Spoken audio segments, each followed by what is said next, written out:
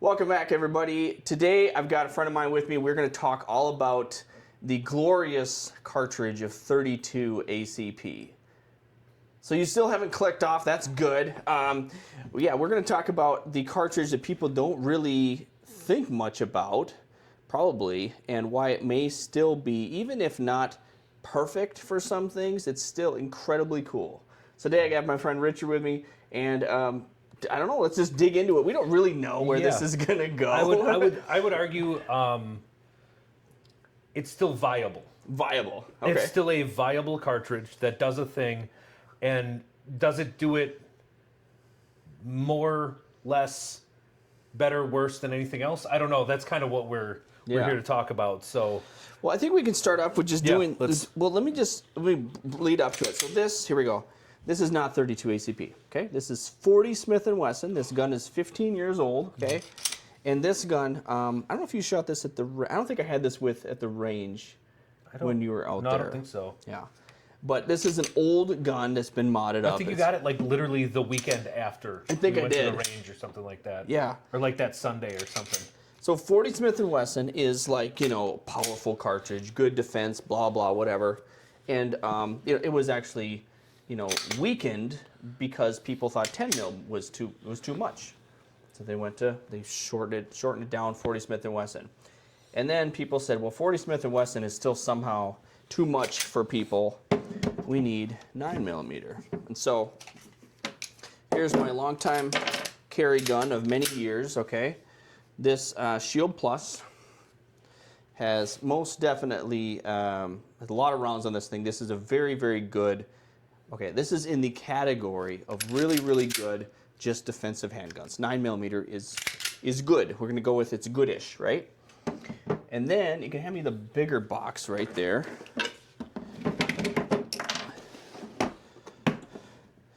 Next we have 380 ACP. This is the Sig Sauer P328 238 Sig P238 in 32 ACP, and I don't even have 32 in 30. Wow, 380 words. Yeah, they're 380 ACP, and for many years this was considered. Here, let me. Yeah, if you don't mind. Yeah, fondle at will.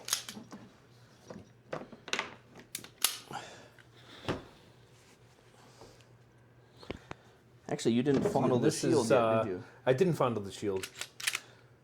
You didn't let me. Oh. So this is, okay, so funny aside here. This is actually a gun that I really, really, really wanted. Okay. I thought this gun was super cool. Because in, was it like late 90s, early 2000s? Like, SIG had all these like, kind of, like futuristic looking guns. Mm-hmm. And they were kind of all over the place, and now they seem to have standardized a lot more on just what else is there, and it's their take on that. But like this is like super interesting to me. I thought this was super cool. I hilariously like not a big 1911 fan, but I was like, this is actually pretty cool though. Like a micro 1911. Yeah. In a carry gun. And it just like it looks cool, you know, like. We should, I suppose, talk about the capacity of that real quick, because that is, okay, let's see here. 1, 2, 3, 4, 5 or 6. I don't have these loaded up, but I think it's either 6, probably a 6+1. I think it's 6+1 rounds. Yeah, I'm guessing it's 6+1 because it's normally the holes +1. Yeah, so 6+1 in a flush fit. 6+1 in a flush fit, and then it'd be 7+1 in this pinky grip. Oh, let me see the pinky grip. Yeah, and so that still, I mean, for medium-sized hand people, that is still not much. That's a small gun. And I mean, you're getting close to getting covered by a hand there. With the flush, it would be a lot better, but that's a pocket gun. Yeah, for sure. This is absolutely a pocket gun, and that's kind of going through this. That's always my thought process. I'm a big fan of concealed carry. I'm a big fan of pocket carry specifically. for the exact reasons why any police officer hates pocket carry. I get it. Yeah. What are your hands doing? They're doing whatever they want to in my own pockets. They're my pockets. Yeah. Whatever's in them is mine. So Yep. there's the Shield Plus. I don't have an let me see original this. Shield as a demonstrator right now, but that was. Is that reversible, by the way? It can be reversed. Okay. It looks like it. Yeah. Yes, on the Shield Plus you could reverse the mag release. It's always astounding how like thin these are. It really is, and the original Shield was even thinner, and you could also get it in 40 Smith & Wesson. And so, not that people. Good Lord. There's all kinds of jokes about 40 Smith & Wesson, of course. Yeah, but that shit would have to be like a single stack out of this thing. For 40. Yeah. You know, actually, I take that back. I have shot a 40 Smith & Wesson Shield Plus. Really? Well, not in Yeah. a Shield Plus, probably. They didn't make it in Shield Plus, but in a Shield. In a Shield, yeah. But Sorry. almost indistinguishable. But Yeah. But I was like shocked because I remember that specifically. I had a friend that was really big into these. Back in the old Wisconsin days. Well, you have a new friend that's really into these too. So yeah, Yeah. the Shield Plus is definitely.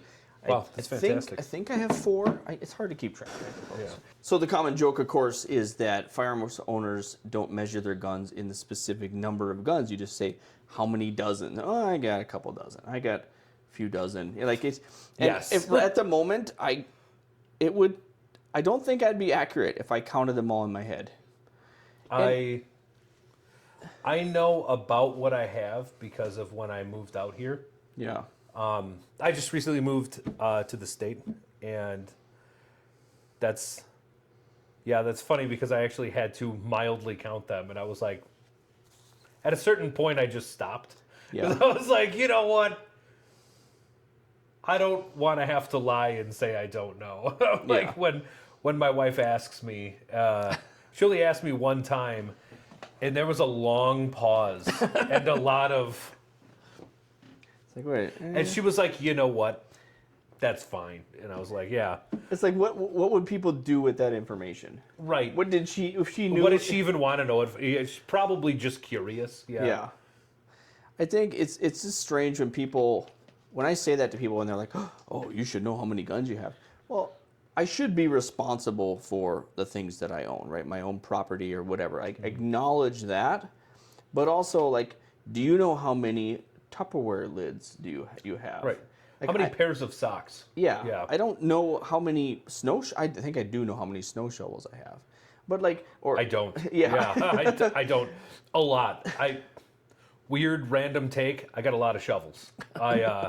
If anybody's out there watching this and they've done a lot of shoveling, you got a shovel that you like, and that is like, totally true. Yeah, I've got like different kinds of landscaping shovels. Yeah, it doesn't matter, but yeah, but that's the thing is that if you just have if you buy multiple of the same tool, same category of tool for different reasons. Either you just like, that's an amazing one, I want to have 4 of them for when they break and I have another one, or it's just like, I like this variation. This shovel scoops better. This shovel is better at scraping, the ground. This one is like this handle the produces rolling over. less blisters after doing this for 10 hours. Yeah, all that stuff matters, even just in the simple snow shoveling. And so it's like these guns are, to a gun person, this gun is black, has a plastic bottom part, a metal slide, and is whatever, that big. And this is black, has a metal slide, plastic grip part, and is that big. Why do you have 2 of the same gun? They're not the same gun. Obviously, like, people understand that. Like, this is single action versus this is striker fired. I mean, like, there's all kinds of. We get it. This is exactly the distracted we expected we would happen. Yeah, on this. absolutely. Yeah, So, absolutely. We're going to embrace it. So. Yeah. So 10 millimeter, 40 Smith & Wesson, 9 millimeter, 380, and 32 ACP. Yeah. So I don't really. I mean, 30. You can go ahead and grab one. Okay. But like, how grab old? an actual 30. How old is this cartridge?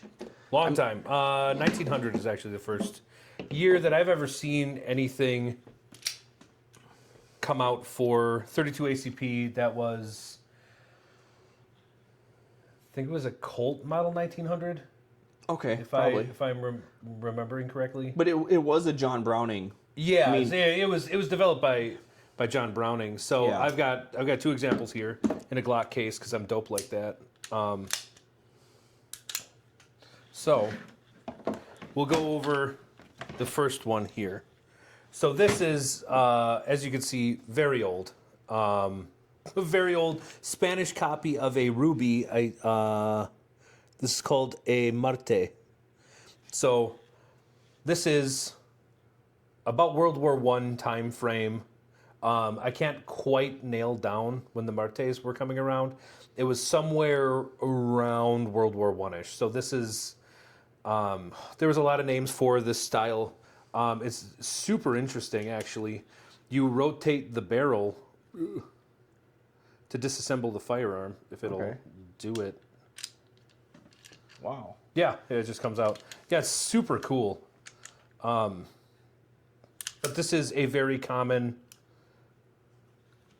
style. So you'll also see, if you look at those sights, where are they?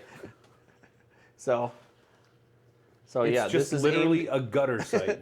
Look at the sights on this thing. It is the quintessential, like, 1910, 1920 belly gun.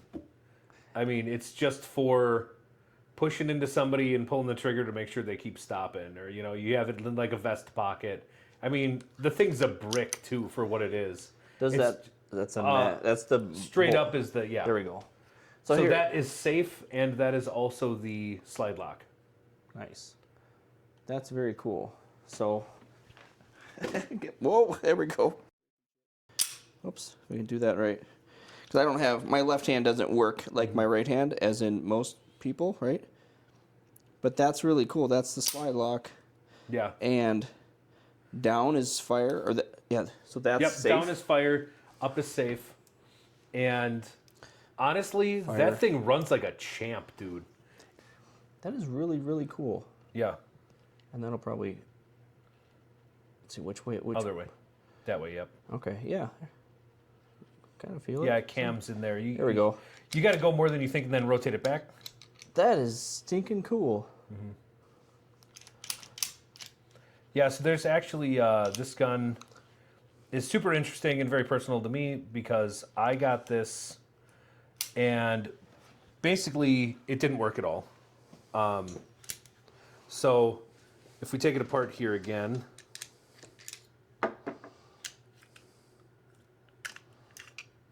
so the grooves in there, you can see where it locks into place. It's all gummed up or something? No, so that's where it Yeah. locks into place, and the thing that wasn't working on this actually is all up in here. You can see that there's a set screw in there. So that wasn't in there. There was no firing pin in there. So that's the firing pin retaining screw that's in there. And then there's the firing pin down in that channel. So this didn't have a firing pin, didn't have a firing pin retainer whatsoever. So you can see it kind of protruding out there a little bit right here. That's the firing pin sticking out. So I actually had to make that firing pin. So I fabricated a firing pin for that.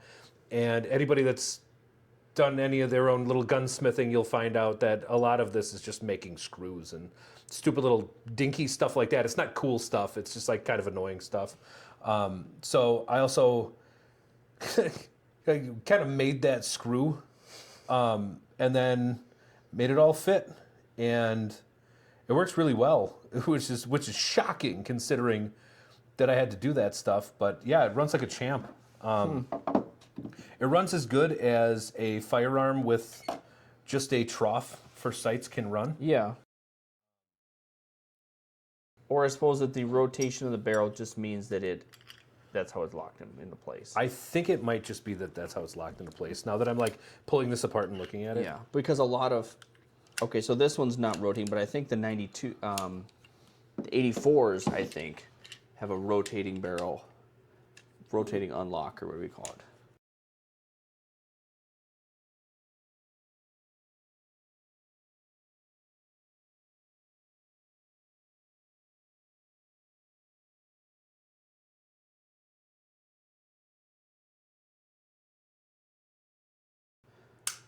So let's take a look while we... Yeah, I think it's just the locking. Okay. Because so it's not actually moving itself. Okay. But that... So, and getting into this, actually, they've got a little magazine here that goes in. It is a heel release, which is very common of the time. Yeah. And that's the part that sucks because it hits me right in the middle of the finger there to hold it.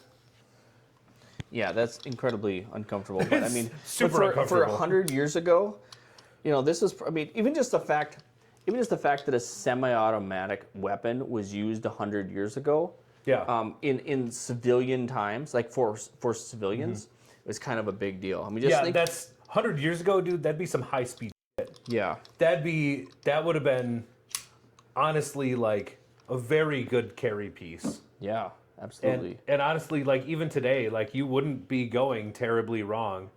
You've got 6 rounds of 32 ACP. I mean, it's a brick, but at the same time, it just works. And it works unbelievably well. I will say that every time I talk about that gun, because I'm just shocked that it does.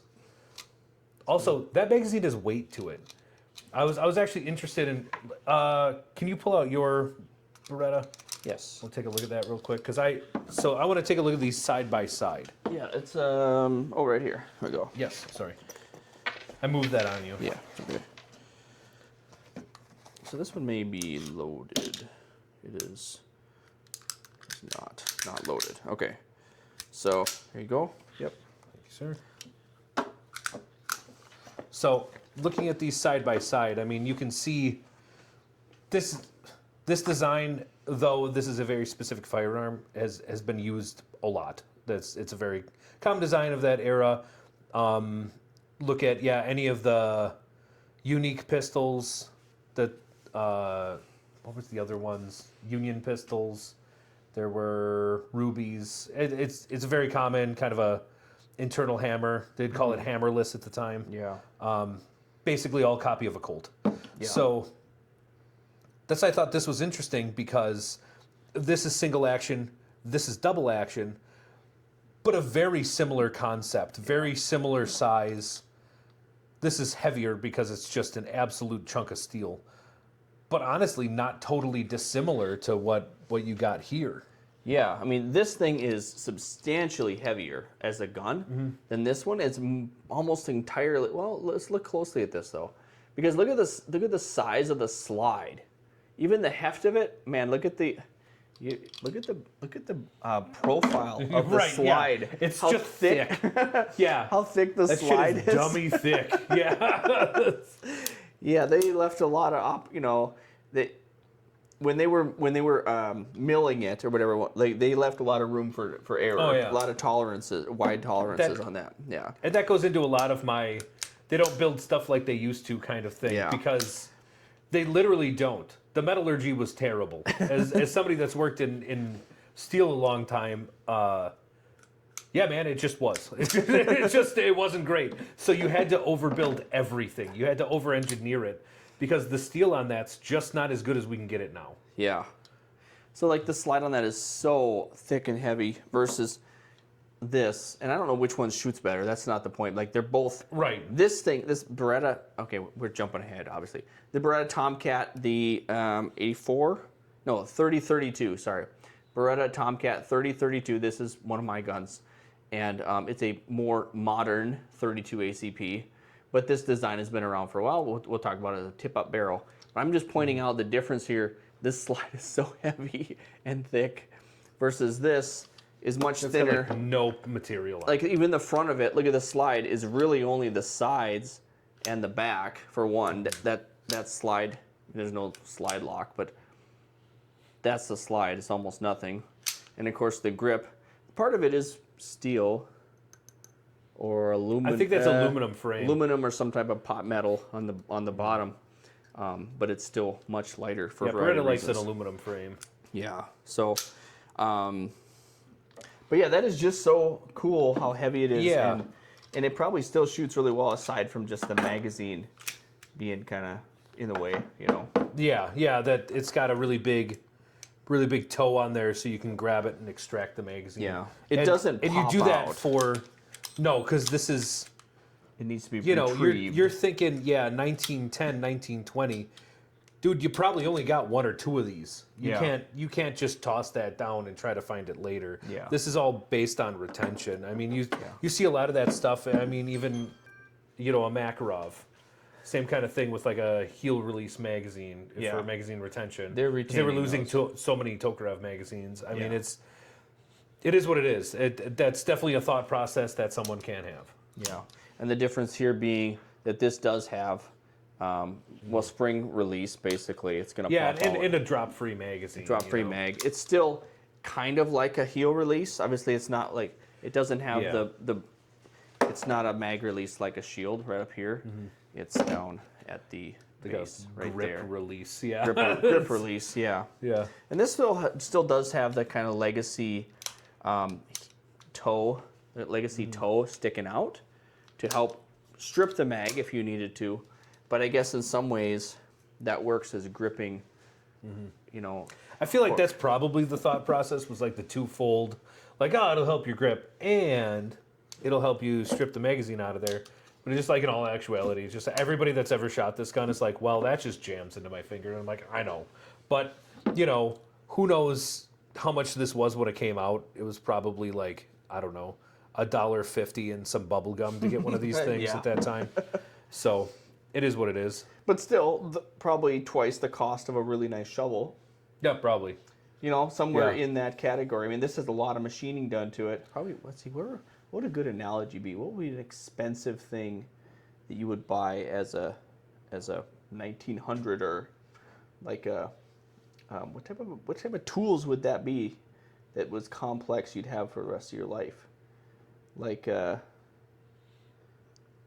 can't even think of what. I mean, like not a car, but like spanner, like a spanning wrench. Oh, okay, yeah, something like that. I mean, that's true. That would kind of complex. Yeah, it's just complex enough. It's just engineered enough. I think that it would be like, and specifically why I say that is because this is a Spanish copy of a Colt.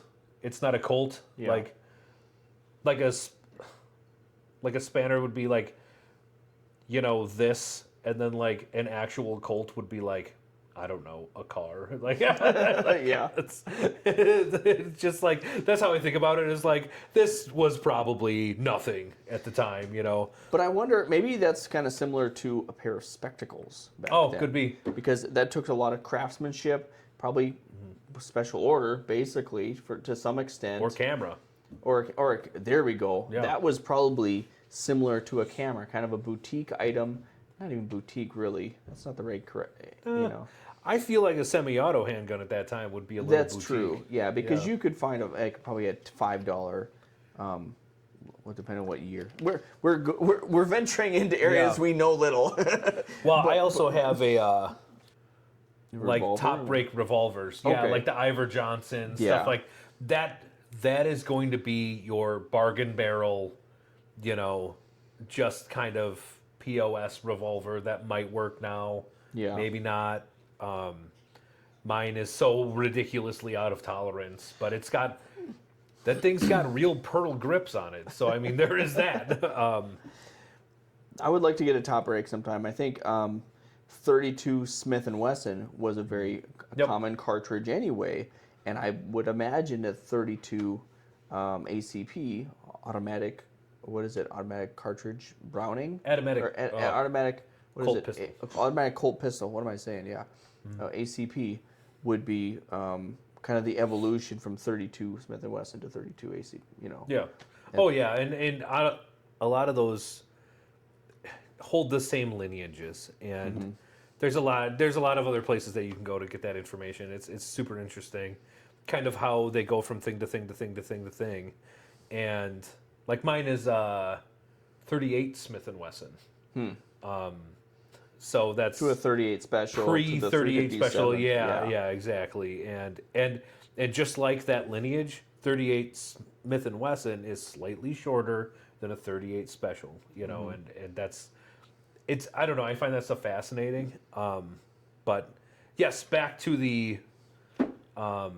topic at hand, though. Okay, so let's talk a little bit more about this. I touched on it. Again, it's a model 3032 Tomcat, 32 ACP. That's what we're talking about today, obviously, and by Beretta. And so it's a single action, double action. So the first pull, I'm trying to do this, okay? It's a long pull. And there is a safety on it, actually. So that safety is pretty decent for right-handed. Okay, so long pull. And then if the gun cycles, as it should, right, then you have reset if you don't know how single action, double action works. Now we have a really short pull, reset, and then a really short, decent-ish trigger. Now, even the single action trigger on this is horrible compared to like a good 1911 or something like that. And especially since this gun is so small, even if that's a 3-pound trigger on a, I don't know how much this weighs, 10 ounces. I don't know, probably maybe not. Yeah, it's something like not that. much. I would say sub-pound. Yeah, and the fact that the sights are so short, short sight radius, and they are so just crappy, just They're straight trying, up. Like yeah. they you know that they're there, but you you might forget. Yeah, they're there to check a box. They're not there to do anything. Yeah. They're not load bearing on this firearm. Yeah. Yeah.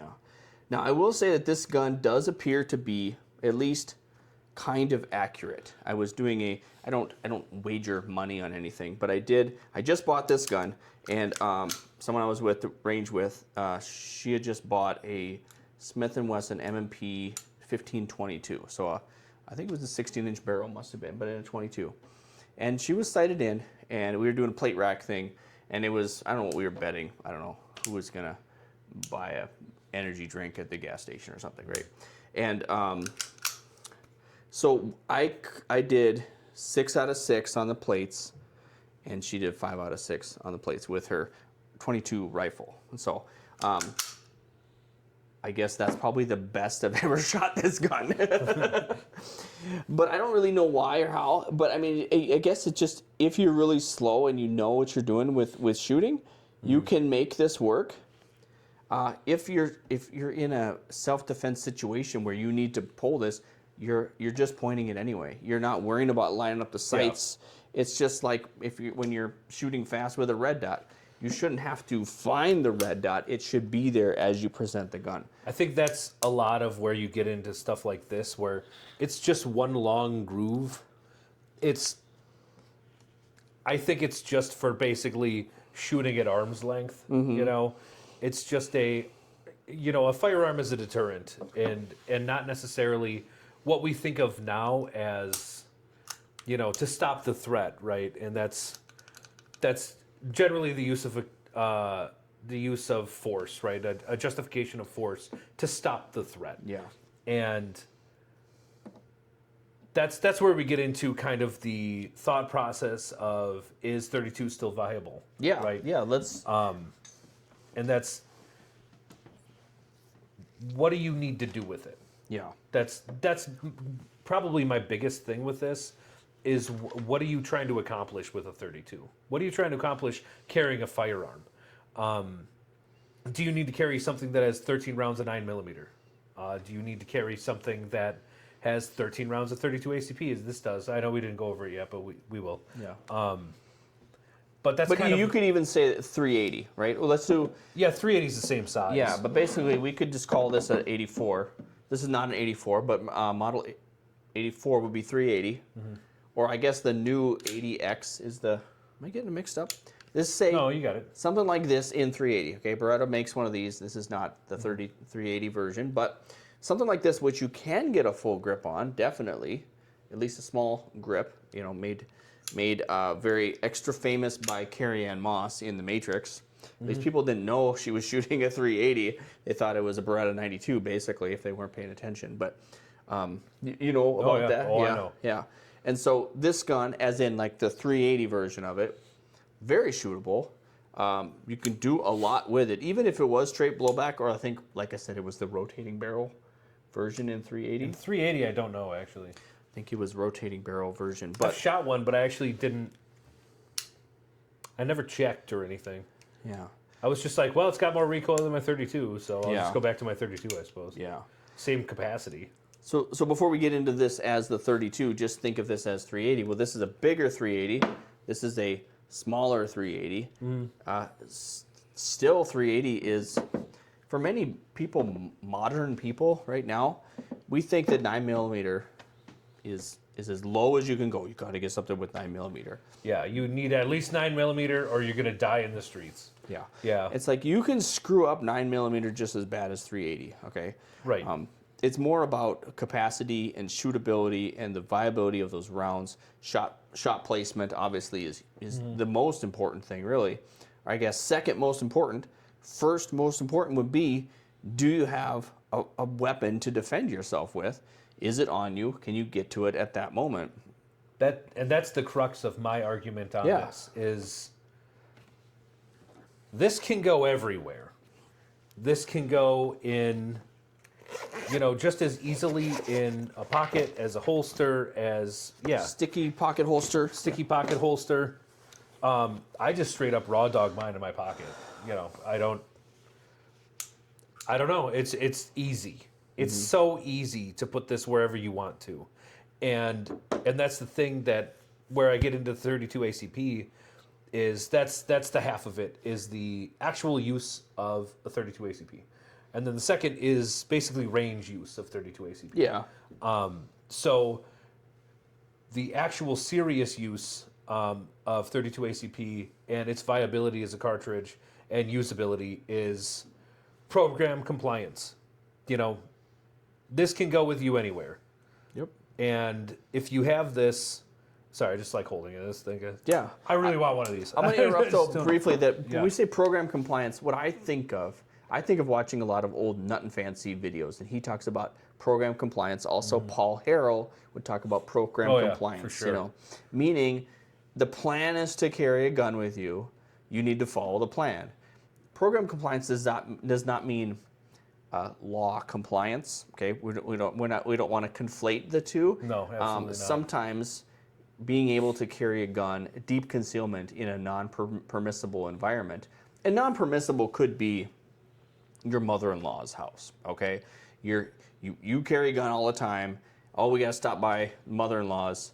Well, I just don't want her to see that I have this gun on.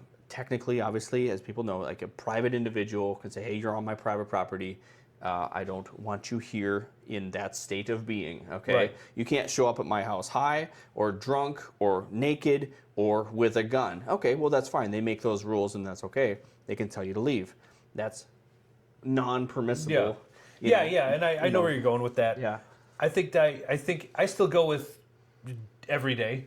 Yeah. That's easier to carry Absolutely. than that. Yeah, even if just you're is. absolutely, And- if no one is telling you not to, it's still easier to carry. Right, and I guess my thought on this is, and this is my thought, my opinion, based on my training and my experience. Sound like Paul Harrell there. That's kind of sound a little Paul Harrell-y.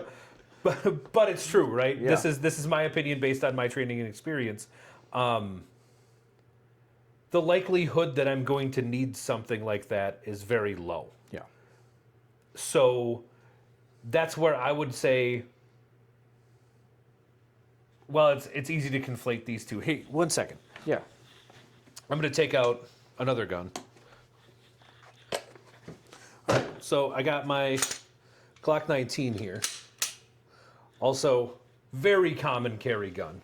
Yeah. So this is This is a looks like a Gen 4. also a Yep, Gen 4. Gen yeah. 4. I like the Gen 4. Yeah. So Gen 4, not Glock 19. Hot take, I like a Glock Gen 4, yeah. You can hate me, that's fine. I get it. We're going from a 32 ACP. We're going it's from- the best in the world. Yeah. To Glock 19. Why do you not have one of these? Yeah. You should have multiple, like I do. So Keep going. that- I'm just entertaining That myself. is like my, so that's what I shot for IDPA. That specific gun is what I shot for IDPA actually.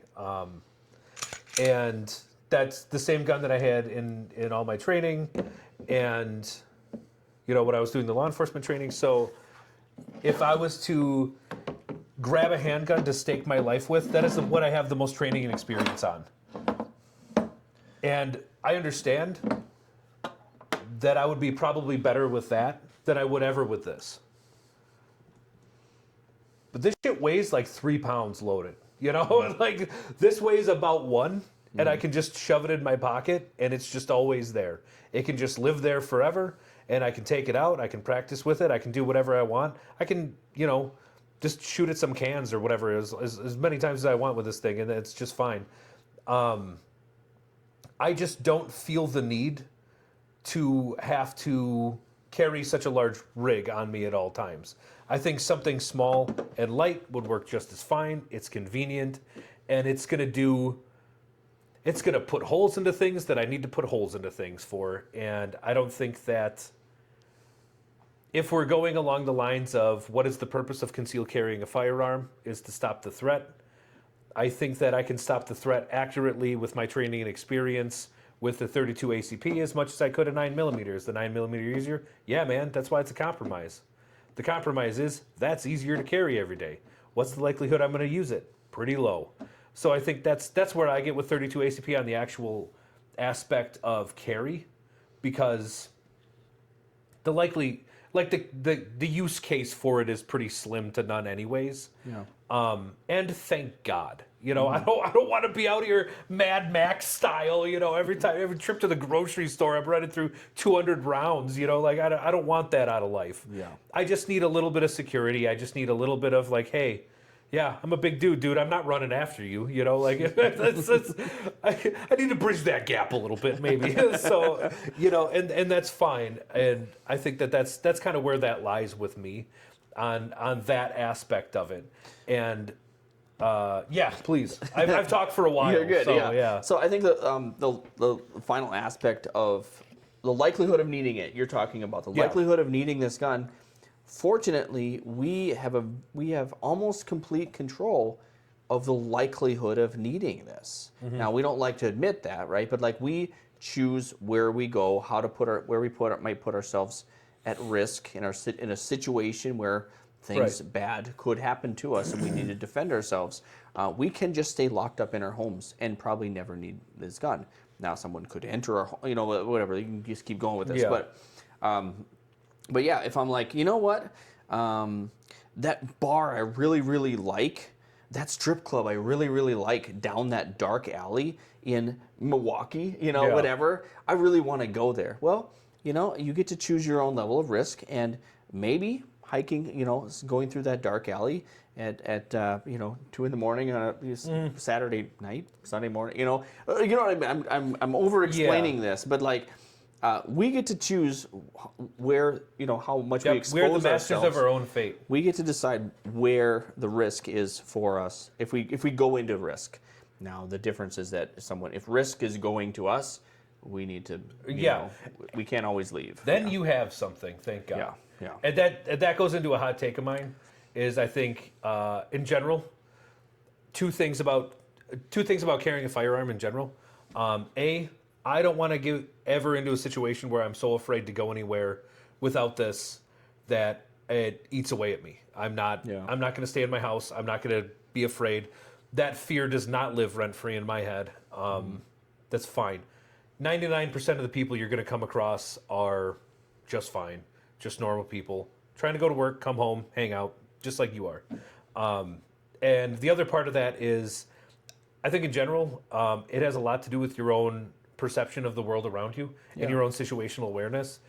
And I think people in general have poor situational awareness. Not like specific things. I don't have any specific like anecdotes of whatever. I just think in general, people could do better on that front. Yeah. And I think that exactly to your point, that's how you navigate through things. You know, if you're like, oh man, we're going to go to this place. Oh yeah, it's shady as shit, and I just heard 4 gunshots. I don't know, maybe don't go there, you know? or if you do, understand what you're getting into. Yeah. And that's just as much a part of preparedness as anything else, right? Yeah. And yeah, going back to, Paul Harrell, Nut and Fancy, that's exactly what people have been saying forever, right? This is not news. This is not anything that you shouldn't already know, but... So here's a not so hot take. I don't know, maybe it's a hot take, but that like intelligence is knowing, or knowledge. Knowledge is knowing that some risks are out there. Intelligence is being able to recognize those risks when they are you come in contact to them. And I think wisdom is knowing when to avoid them, or like, nope, Yeah. I'm going to turn around. Yeah, understanding you know? if that's going to affect you. Yeah. You know, and that's one of the common things that I've said. I've said it probably to you actually before too. Is you know, is this a me problem or is this a you problem? Yeah. And there's a hilarious anecdote as well as I used to say a lot like, oh, is that heading this way? You know, I'm like, yeah. like there's a lot going on over there. Is that heading this way? It is cool. I'm out, dude. Should I be concerned? Oh, okay. Yeah. Well, then I'm gone. Yeah. So far we mostly talked about 32 ACP as in a small gun, which is easy to conceal, and it helps you have it on you to defend yourself to one way or the other. Okay? Yep. Now, I think we'll hit on this small topic next, as in, it's just cool. You can have a gun that's cool. Yeah. And there's nothing wrong with that. Like, why? It's okay to be different, right? Not everyone has to have this. The Shield is like the most popular handgun as far as like a concealed carry gun over the past 15 years. Different variants of it. Mm-hmm. Don't get it because everyone has it. Get it because you actually want it, or maybe get it because no one else has it. These are great examples right here of why you would have those. Yeah, perfect. Yeah. It's cool. It's interesting. It's something different. And the thing is, let's dive into this Beretta here. Yeah, exactly. Like, because that's specifically why I bought this. Yeah. So I have a Beretta Model 81. Contrary to your belief, it comes out in 1976, I think is what it was. that one was? Yeah, that's the two numbers that were different. Because I was like, dude, this is the Model 81, but I was like, I swear to God, it's not from 1981. And it's not. I think it was 76. I was getting it mixed up between the 84 and the 81, I think. Yeah. So this is, oh man, I think one of the, it's not Death Proof. Death Wish. Okay, Death Wish with Charles Bronson. With Charles Bronson, yeah. Now, by the way, Death Proof is also a very good movie. Yeah. So this no 32 ACP in that movie, as far as no, very unfortunate. Yeah. So this is a Beretta Model 81, single action, double stacked. That's right, double stacked. Yeah, 12 plus 1. Big deal. Yeah. So this holds 12 plus 1. I mean, this is a gun I carried for a long time. This gun itself, it's a little bit bigger. It's a little bit heavier. This is probably the biggest, heaviest gun I ever carried. This was for at a time where I thought I needed a little bit more gun, and this got me the extra capacity that I was looking for, basically. And in a platform that is still rather light, very pointable, very shootable, super shootable, which gets into the. I got this gun because it was super cool. You don't see a lot of double stacked the 32 ACP guns. No, I can't think of another one. I mean, there's gotta be, but yeah, it's. I mean, up until 10 years ago, you didn't see a lot of double stacked 380s. I mean, we have true. You know, this 380 right here obviously is a single stack. But I mean, the double stack 380s.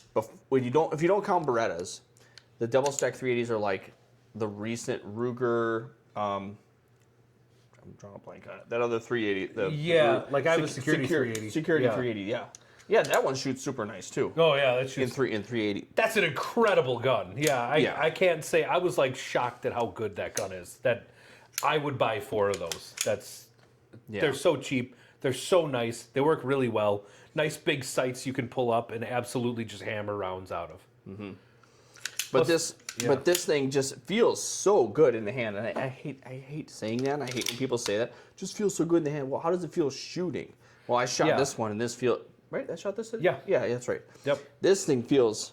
I shot this and his security 380 kind of back to back, and they all feel very similar. But yeah, it just feels so great having a good thick grip to grab, and absolutely. I'm just copying all the things he said because I agree with him. Super shootable, and I think that that's how I find it. I find it funny when people say that the exact same thing with like it feels good in the hand kind of thing, because I was like, well, to be fair, nobody wants one that you pick up a gun, you're like, oh, this feels like shit, I love it. I shoot it all the time. No, you're not. It's kind of funny that way, but. Yeah, this is specifically a firearm that I give new shooters all the time. This hits my perfect. This is why I have 32 ACP mark. Yeah. This has plenty of ammunition. You put it in a gun that's heavy enough, big enough to actually anybody could grab this and use it. I mean, it's not too big, it's not too small. This is the Goldilocks zone of firearm, and it's super odd, but I just love the hell out of it. It's worked really well. It's got a low report, high round count. It's got low recoil, but it's not a 22. It's actually a feel like you you're actually shooting a feel real like you're gun. shooting a real gun. Yeah, then that is 100% what I've had people say. They're like, oh yeah, this is like a real gun, and then they'd like point to my 22. It'd be like, not like that, you know? And I'm like, okay, Thanks. first of all, I love that 22. All right, why you got to do me like that? But I'm just a little guy. I can't take that. Obviously, it being a Beretta, fantastic trigger. Oh my God. Yeah. This trigger. It's double single action. Yeah. Yeah, double single action. I like a double single action for carry, specifically for duty, striker fire for duty. Any kind of training that I've ever done, for any kind of like handgun, like. It's just like- how that works. I mean, like everyone Yeah. gets. If you're doing something like competition, yeah, striker fire, totally get it. Single action, totally get it. Absolutely. I mean, that's like I was saying, IDPA, that was what I shot for IDPA. Here, you can go ahead and do that one. 100%, I get it. I wouldn't do double action, single action on competition either, you know, but I think for carry, I like a double action, single action. I like double action, single action more than I have any business liking, actually. I just like it. Look at that reset. Oh, just yeah. nothing. Yeah, she's clean, dude. It's Yeah. nice. My God, is that gun shootable? It's incredible, and I've put a lot of 32 through that gun because it is a lot of fun. Yeah. And on the topic of 32s that I give new shooters all the time, this would be my VZ61 Skorpion and 20-round detachable box magazine, double stack, double feed, just the way you like it, the way God intended. We are clear. This is as you can tell by the vertical grip, this is a short-barreled rifle that I still have an arm brace on because I'm dope. So this is another gun. It's very small. It's very compact. You can easily use this. My God, you could give this to You're on anybody. your mic there. Just careful. Oh, sorry. You could give this to anybody and use it very easily. It's another gun, very pointable because you got now the 3 points of contact with this, and low report. So little recoil, it's insane. And just a hell of a lot of fun. And this is something I wish I could carry with me everywhere because I just love this gun. Yeah, this is very, very cool.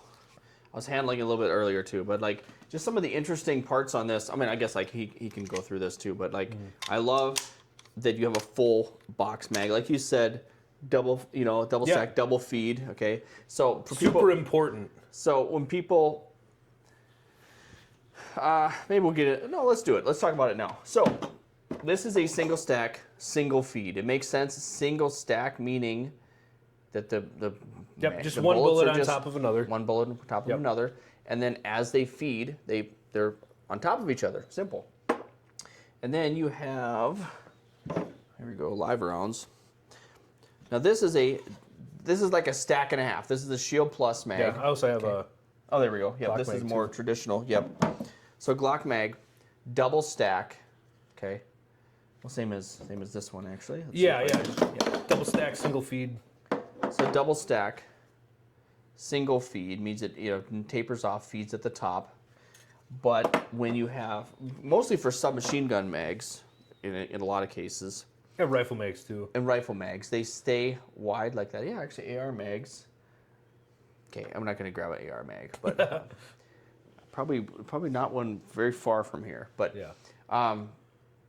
meaning that the rounds peel off next to each other. They're staggered sitting in there, just like a rifle mag, and so that your, my guess would be on an AR-15 it would be the bolt which is grabbing them. It grabs from one side, then the other. Well, I guess technically Right. it'd be the same thing here. Yeah, it's the same thing. That's the protrusion on the bottom side of the bolt. Yeah. So Same thing with an AK, same thing with a lot of guns. Yeah. Okay, I can see it in here too. I don't know if you guys can see that. Maybe not, but the bolt, I don't know how well you're going to see that. Maybe you can. Yeah, that's kind of cool. I have no idea. So you can see that bolt piece in the middle, it's kind of in the center, will grab one side of that piece will grab one round, the other side will grab the other round. Not at the same time, obviously, but like that's going to take turns grabbing them, peeling them off, chambering them. So I guess what would be textbook reasons that is better? What would be the pros for double feed? Well, double feed, specifically why I like that with 32 ACP. Well, let's go first. Yeah, why is it better? A more open feeding system. It's just a cleaner feeding system. You're not trying to funnel multiple things into a singular thing. Yeah. And it just has a tendency to,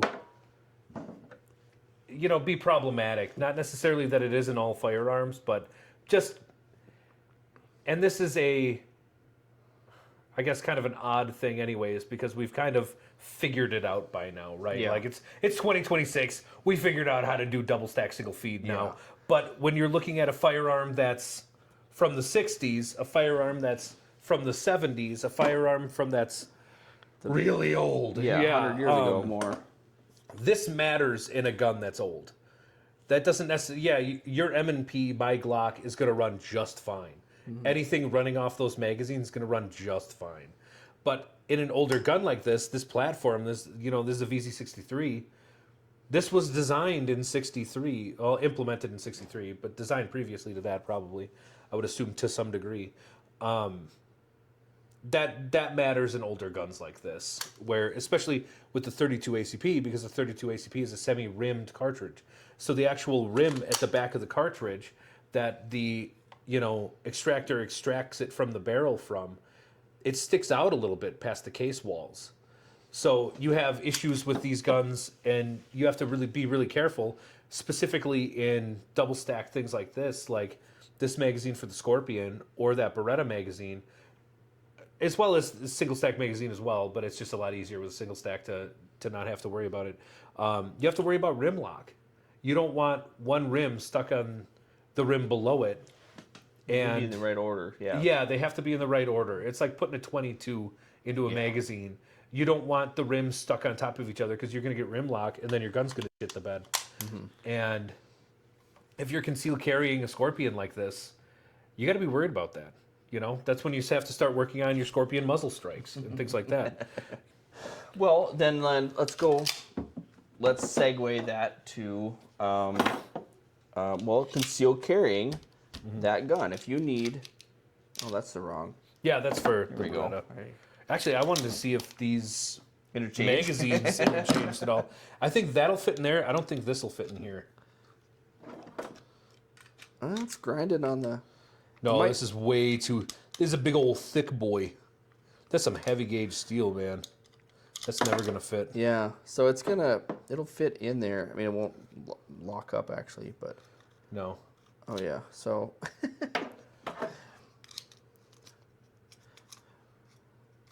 I just feel like I'm playing with Legos right now. Oh yeah. Oh yeah, okay. So, let's see. Oh yeah, so concealed carrying, pretty much everything on here has some degree of concealed carryability. Like, here. Now, when we get to this, I don't think of this as a concealed carry weapon. So we get a flush mag in here. Yeah. But this most definitely, and this is gonna, if you're not into guns and you're watching this video, first of all, thank you. Okay, if you're my family member or something and I somehow coerced you, I don't know, I would say, here, I'll buy you a beer if you watch this video. I don't know, okay?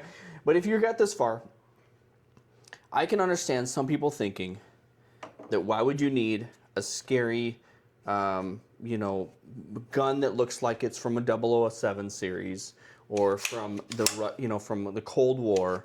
Why should us law-abiding Americans be having a gun like this? you think, well, you just need your Glock and then you'll be, everything will be safe. We have the right to have this. And, okay, we have the natural right to have this.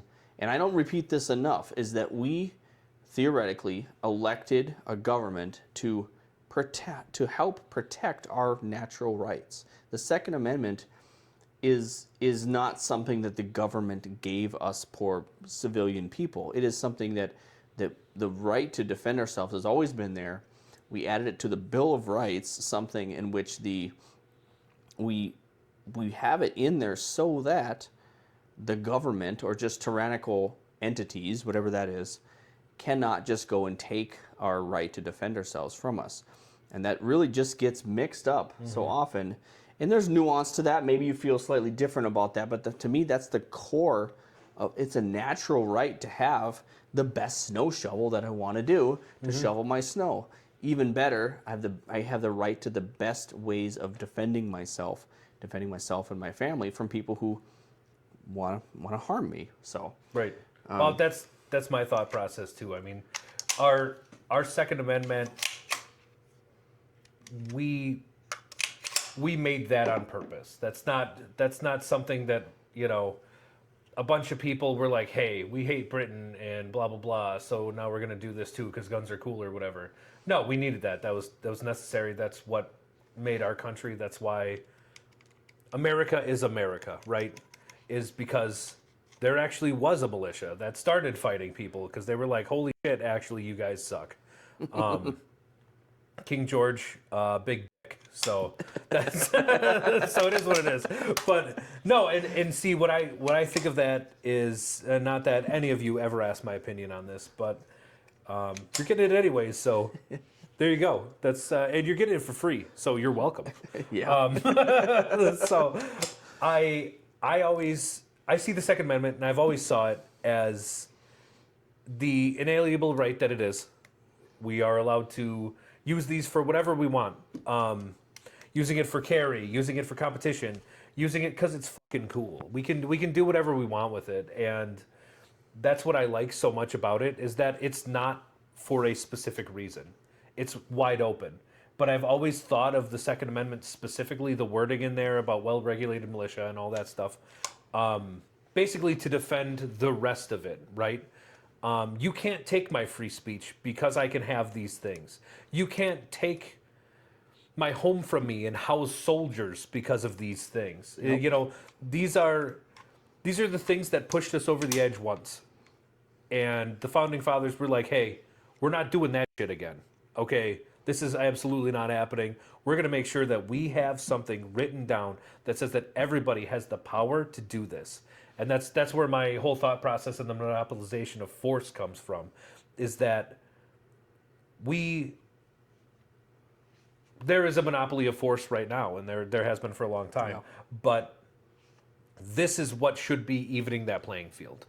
This is that kind of thing. Not saying that there's any other kind of rhetoric behind that. There's not, but that's what I feel like it should be. Is that's what the intent was, I should say.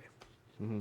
And you can just oversimplify it too, just saying you not even like 150 years ago in the Wild West, but say right now, there's plenty of people that we know, or if we just drive west of here for a little while, there are still places out there where you can go half mile, maybe 5 miles, and there not be other people. Okay, yep, absolutely. It's not that you cannot rely on other people to care for you, to keep you safe, and so it equalizes ourselves against other threats. Now you could say I have a gun to defend my sheep from wildcats, or from coyotes. Well, that's true too. That's the same natural right. We have that, just like I have a gun or a sharp stick or a bazooka, okay, whatever, to defend myself against other humans who are unjustly trying to take my things from me or to do me harm. Now, we don't have these things so that we can impart terror on people, okay? Like, that is obviously outside of what we believe what our society Yeah, has absolutely. adopted as an ethic. Hey, you can't go do bad, those things. We agree you can't go do murder. Well, you can do murder with all kinds of things. This is just one.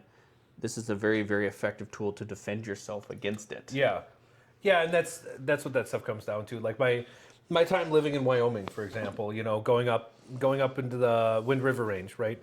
There's mountain lions, they're all over the place. There's moose who are giant as shit, in case anybody's never seen a moose in real life. It's horrifying. God,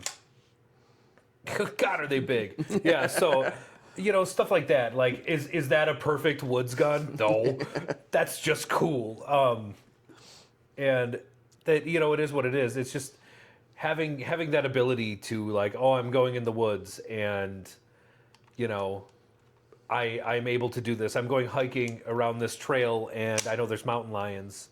I've had mountain lions walking around me before, and that's a whole nother story. But there's a lot going on there. But having that ability to defend myself from something like that in a way that I know that I'm going to be fine. It kind of, in that specific use case, that took down the temperature of the room. Well, it wasn't a room; it was outside. But you know what I mean? Like we were all like, "Oh, okay, cool." We just have a rifle, so we're going to be able to shoot this thing if it comes after us, and that's fine, and we can keep going on with whatever we need to be doing, which is a lot more prevalent than a lot of people think. Probably is still there's wild animals all over the place. And we are not on the top of the food chain because we have the biggest claws or the sharpest fangs. We're not the fastest things running around, the woods or the prairie or whatever. We're just not.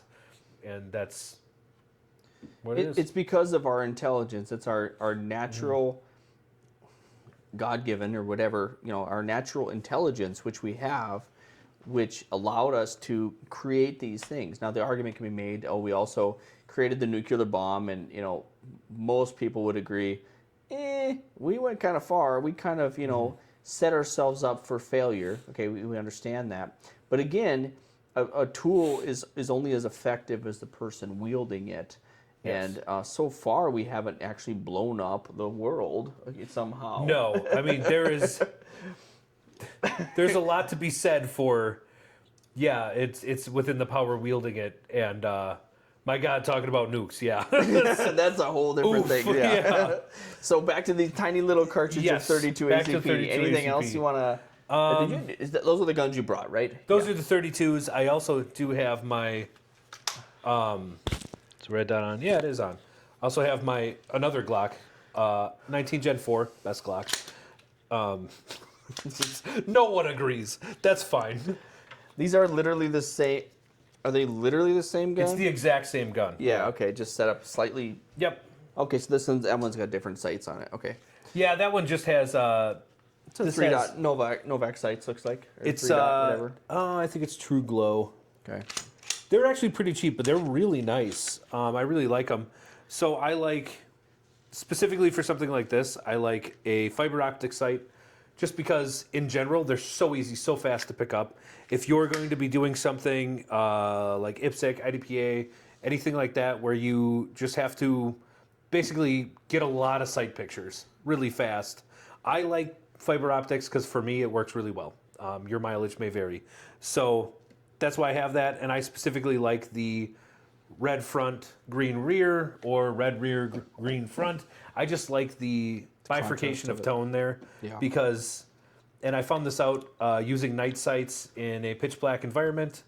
If they're all green or they're all red or whatever, they can line up all cattywampus, and you don't know, and all of a sudden you're shooting super left, and you have no idea it's pitch black, Yeah. So that's why I like that. It's very easy to pop up, and you just see it. Mm-hmm.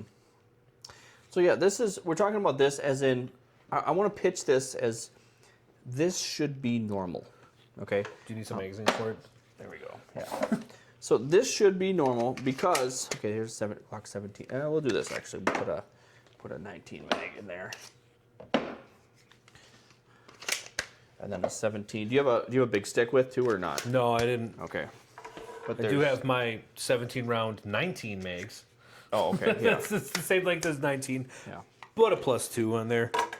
So this kind of jumping into PDW stuff. Obviously, we talked about this as a PDW, and this is another form of a PDW. Again, just a pistol, the most popular pistol in the world. You know, the Glock 19. Gen 4, unfortunately, no. I don't have a strong opinion on that. It's just fun to give you crap. No, that's absolutely. There's probably going to be a lot of people giving me shit. That's fine. I get it. It's okay.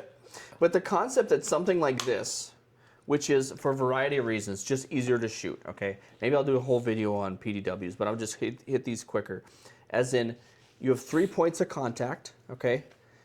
Well, even, let's say, for example, even though I don't know which camera, I'm going to do this here. Yeah. So, I'm trying to do all kinds of things. So, this is not how you shoot a gun with one hand, okay? You don't. You use 2 hands. Pistols are for use 2 hands. But even so, both hands are kind of in the same spot. You sort of have the same axis of movement, for lack of a better term, okay? Well, when you extend that out, even this, okay? Well, this is a better example. If I held it here, which would be kind of strange, but you do that. You could though. Yeah. You could.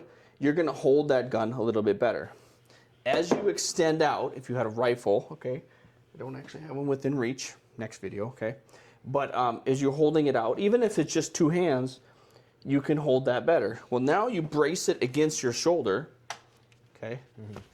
Or like this, right? Bracing it against your shoulder, that's another point of contact. That's going to hold that gun better. And it is definitely for managing recoil. For one, it helps you with that. But it most definitely is so that you can get the gun on target and maintain it on target more easily. You can hold this gun better. You can just shoot better. Yeah. It's far more stable. Yeah. Way more stable, way easier to get follow-up shots. I mean, anything you need to do with it. Yeah. And that's just the holding of the gun, the stability of the gun. Now you add a red dot on there, that's going to change things quite a bit. I don't have any of my red dot guns out here, but this, you've seen plenty of my red dot guns. But having a red dot on there where you can be more target focused, you're looking at the target and you just bring the gun up to where I'm oversimplifying this for people who aren't necessarily aware of this, but point being, this should not scare you, okay? If you're a bad guy, this should scare you. But we should not be afraid of this type of thing. I don't even know how to say this. Like every mom picking up their kids from daycare should have one of these in the passenger seat, sitting right there, okay? This should be a common thing, not getting stolen, all those type of things, right? But like this is just a better way to defend yourself. You can use a knife, or you can have a sword. A sword is going to reach further. You're going to do better things with the sword. Yeah, it's going to be easier. There's just a variety of reasons. So I'm kind of running out of the right analogies. Yeah. And a spear beyond that, knife, sword, rifle would be a spear. Yeah. Those things just make sense to help defend yourself, to do the work that you're trying to do, whatever the mission is. So. Yeah, I just like calling this like handgun plus. Yeah, because it really is just kind of it's the same thing as a handgun. It's not going to shoot any further. It's not going to shoot any better, but it's going to be more stable, more usable. Basically, it's going to allow me to use this much more accurately, much just in general better than I would have previously. Yeah. And once again, also, it's really cool. So and that's still a good reason. So yeah, absolutely. That's probably a good place to wrap it up. Richard, thank you so much for being here, for bringing your toys, your guns to goof around with. This has been a cool discussion. I always thought 32 was cool enough, and I never really thought there's just plenty of other options. And I'm glad that we discussed all this, and I think it was really kind of enlightening. But we could do Tokarev and Makarov and all that kind of stuff. Because I have all that stuff too. Yeah, so that would be another time. Thanks right? Thanks for sticking around. Thanks for watching. And I think I got 3 camera batteries about to go dead on me here. So that's a good time to stop. That's a good time to stop before they go dead. So yeah. All right. Absolutely. Yeah. Thanks for having me. I greatly appreciate it. And thank you guys for listening. There you go. Yeah. Listening to me, I'm so sorry. All right, everybody. That's it for now. Thank you.